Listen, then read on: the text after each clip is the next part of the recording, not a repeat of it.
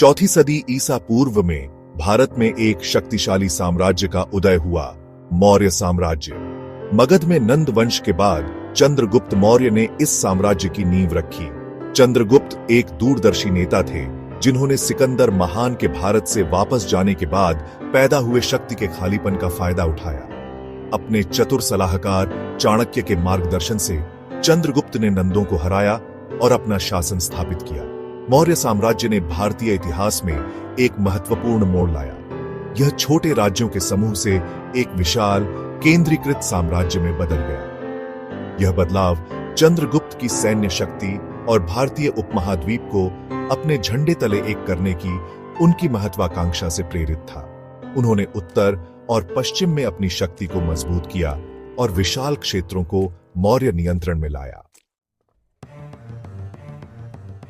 मौर्य वंश में कई प्रमुख शासक हुए जिन्होंने भारतीय इतिहास पर अपनी अमिट छाप छोड़ी। संस्थापक चंद्रगुप्त मौर्य ने एक शक्तिशाली और समृद्ध साम्राज्य की नींव रखी। उनके बेटे बिंदुसार ने उनकी विरासत को आगे बढ़ाया और साम्राज्य का दक्षिण की ओर विस्तार किया। वर्तमान कर्नाटक जैसे क्षेत्रों को मौर्य शासन के अधीन लाया। हालांकि चंद्रगुप्त के पोते अशोक यकीनन सबसे प्रसिद्ध मौर्य सम्राट हैं। आंतरिक कलह के दौर के बाद अशोक गद्दी पर बैठे। शुरुआत में अपनी क्रूरता के लिए जाने जाने वाले अशोक के जीवन में कलिंग की खूनी विजय के बाद एक नाटकीय मोड़ आया। युद्ध की भयावहता ने उन्हें गहराई से प्रभावित किया, जिससे उनका बौद्ध धर्म में परिवर्तन हुआ और उन्होंने धम्म के सिद्धांत को अपनाया। अशोक के शासनकाल ने सैन्य विस्तार से सामाजिक कल्याण, धार्मिक सहिष्णुता और नैतिक शासन पर केंद्रित एक अधिक उदार शासन की ओर बदलाव को चिह्नित किया। अपने उत्तराधिकारी शासकों के तहत मौर्य साम्राज्य का काफी विस्तार हुआ, जिसमें अधिकांश भारतीय उपमहाद्वीप शामिल था।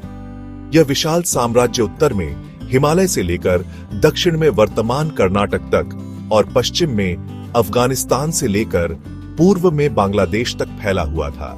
मौर्यों ने सैन्य अभियानों, रणनीतिक गठबंधनों और चतुर कूटनीति के संयोजन के माध्यम से यह उल्लेखनीय उपलब्धि हासिल की। इस विशाल साम्राज्य को प्रभावी ढंग से शासित करने के लिए मौर्यों ने एक परिष्कृत प्रशासनिक प्रणाली विकसित की। साम्राज्य को प्रांतों में विभाजित किया गया था, जिनमें से प्रत्येक का नेतृत्व सम्राट द्वारा नियुक्त एक राज्यपाल करता था। कुशल प्रशासन के लिए इन प्रांतों को आगे छोटी इकाइयों में विभाजित किया गया था। कर संग्रहकर्ताओं, कानून प्रवर्तन अधिकारियों और न्यायाधीशों सहित अधिकारियों के एक विशाल नेटवर्क ने साम्राज्य के सुचारू संचालन को सुनिश्चित किया।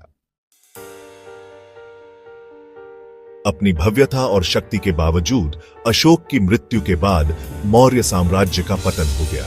इसके पतन में कई कारकों ने योगदान दिया। एक महत्वपूर्ण कारक साम्राज्य का विशाल आकार ही था।